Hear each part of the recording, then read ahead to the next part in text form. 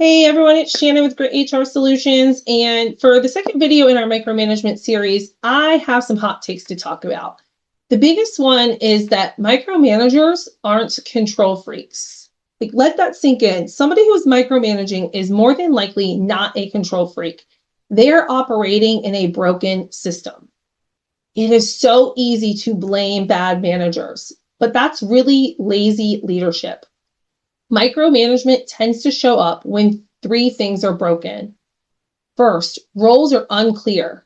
If no one knows who owns what, guess what happens? Everyone gets pulled into everything, including you. So the fix here is to use ownership mapping, RACI charts, project management tools and software, heck, even a spreadsheet. But get crystal clear on who owns what and who owns the outcome. Another way that micromanagement tends to show up, or things that can be broken, is when KPIs are vague or non-existent. If success is not defined, a manager is going to default to hovering because they also don't know what good looks like. If your managers don't know what good looks like, how can your employees know what good looks like?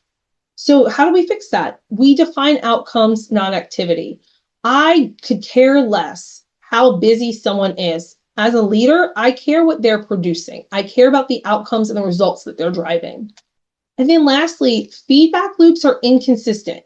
So you have no structured updates, no reporting rhythm. That's when managers end up chasing information all day long. So how do we fix that? Things like weekly reporting that is clean, it's simple, it's predictable.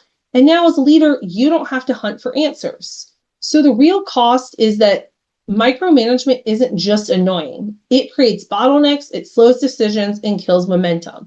I remember having a boss one time who I was her number two in command at her company. I was helping her build everything. She was up in Wisconsin. I was down in Florida.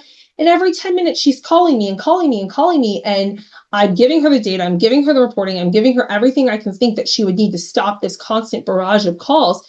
And then one day I didn't answer the phone.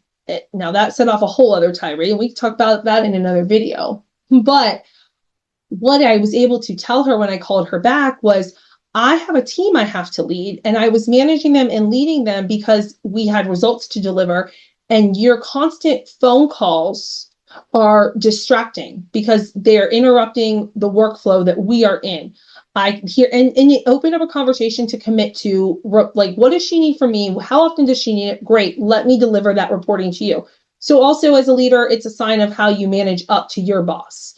So, this isn't about, being a better personality or a better person. It's about building better systems within your organization.